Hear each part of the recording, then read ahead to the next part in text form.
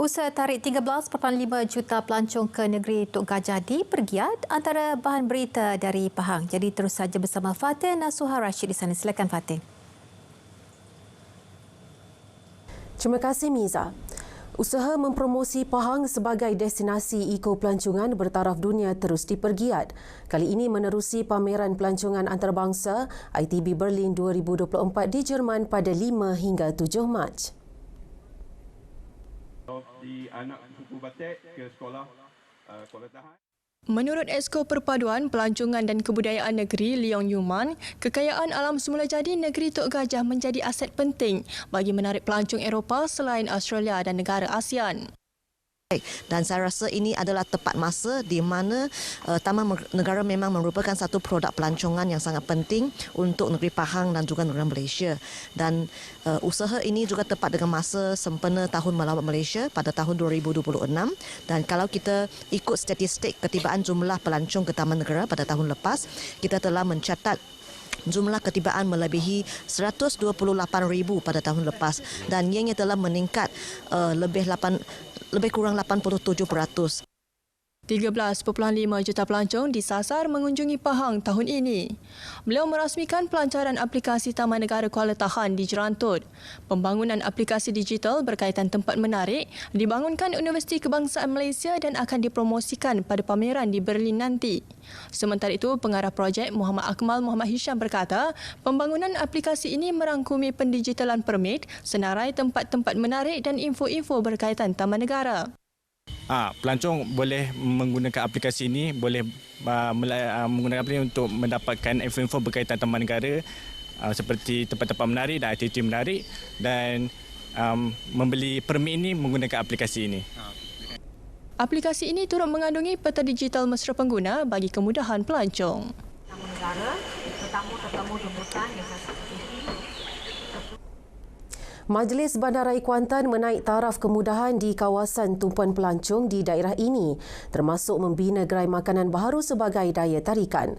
Esko Kerajaan Tempatan, Perumahan Alam Sekitar dan Teknologi Hijau Negeri, Datuk Muhammad Fakhruddin Muhammad Arif berkata, beberapa kemudahan itu telah siap dan mula beroperasi.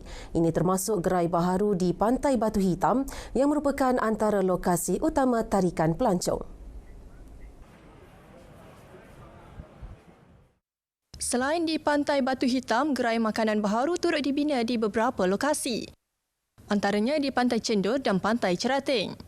Kita nak melihatlah supaya setiap individu termasuklah semualah yang terlibat daripada pejabat awam, daripada peniaga, daripada masyarakat, semuanya mesti menitik beratkan kebersihan dalam kehidupan ini sebab bukan sahaja di gerai, bahkan juga dalam penyediaan makanan tersebut supaya dia akan menjadi satu tarikan juga.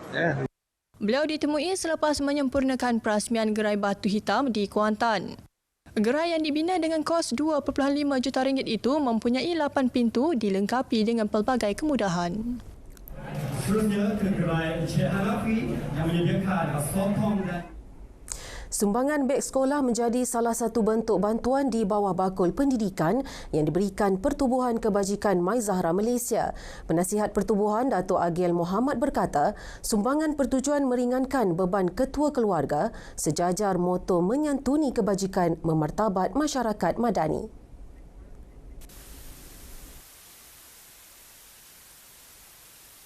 Kami daripada Mai Zahra Malaysia bersyukur kerana dapat bekerjasama dengan Polis Diraja Malaysia untuk menyampaikan sumbangan back to school sebanyak 135 murid dan juga kami ada buat sedikit sumbangan kepada Persatuan Polis dan seterusnya kami memang merancang Persatuan Mai Zahra akan dapat bekerjasama dengan pihak polis dalam segala apa bidang kebajikan.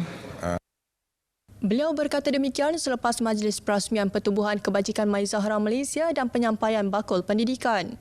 135 orang menerima sumbangan disampaikan Ketua Polis Pahang, Datuk Seri Yahya Othman.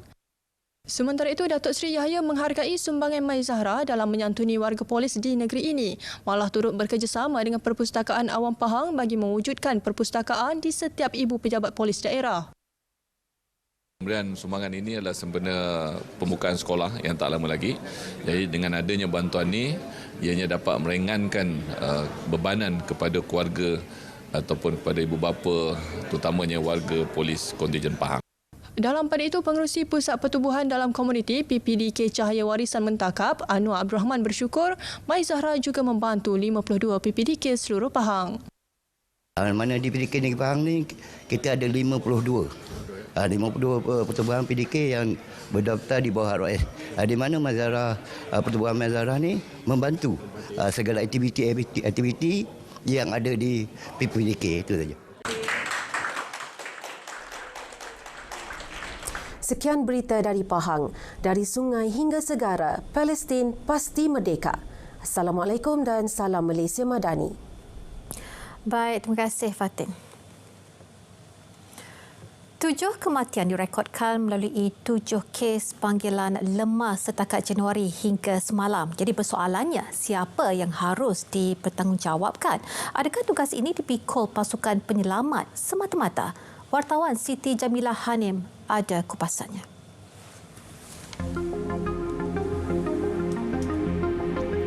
Pelbagai pendekatan telah diambil pihak berwajib bagi menyedarkan masyarakat mengenai aspek keselamatan di air.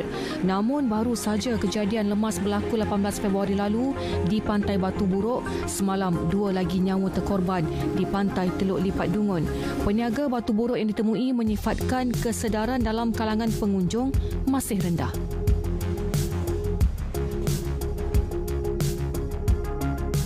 Biasa saya nega lama kat sini ya. Biasa orang luar mandi banyak. Orang luar mandi. Ada juga macam tengok tu kabo ni tak boleh mandi sini kata. Mana ni tempat sini tempat kapal berang. Jadi kita tahu pasal tu guna. Dia kadang-kadang ada setengah orang tu berterima kasih anak ni. Sebab dia pun tahu ada kes-kes lemah kan. Kalau biasa saya hari yang cuti saya lepas dekat pantai biasa tu.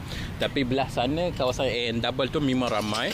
Kadang-kadang kita pergi sana takut anak orang macam kecil-kecil family tinggal macam kita pun risau. Kita pergi sana untuk macam nak healing ke apa-apa tapi kita fokus pada anak orang. Okey.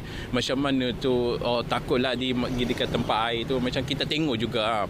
Tapi sorry lah untuk family tu mungkin dia orang ingat biasa tapi kawasan ni kita yang tahu macam mana bahaya untuk budak-budak kecil. Tahun lalu, 29 kematian direkodkan menerusi 23 kes lemas. Penolong pengarah operasi JBPM Terengganu Muhammad Basri Kamarazaman memaklumkan angka itu menjadikan Terengganu negeri keempat paling tinggi kes kematian akibat lemas selepas Sabah, Sarawak dan Selangor. Bagi pengunjung-pengunjung, sekiranya tuan-tuan ada menasihatkan mana-mana pengunjung-pengunjung yang bermain di kawasan-kawasan berisiko dan mereka tidak mengendahkan nasihat-nasihat anda, tuan-tuan boleh melaporkan pada pihak berkuasa untuk kita mengambil tindakan untuk memberi nasihat ataupun tindakan selanjutnya untuk memastikan tidak berlakunya kes lemas. 13 pantai dikategorikan berisiko tinggi lemas iaitu 5 di Dungun merangkumi Pantai Teluk Lipat, Pantai Tanjung Jara, Pantai Petak Paka, Pantai Sura dan Teluk Bidara. 3 di Kuala Terengganu melibatkan Pantai Batu Buruk, Pantai Cendereng dan Pantai Pandak. Kuala Nerus pula Pantai Seberang Takir, Marang Pantai Rumuda dan Kekabu, manakala Kemaman Pantai Teluk Kalong dan Pantai Penunjuk Kijal. JBPM menyediakan 2 pasukan bantuan Swift Water and Rescue Team SWAT di BBP Dungun serta 1 di BBP Kuala Nerus. Ikuti siri kedua kesedaran mengenai lemas esok bagi mendalami penambahbaikan yang perlu dilakukan selain mengekang nahas sama berulang. Siti Jamilah Hanim Jamil, RTM.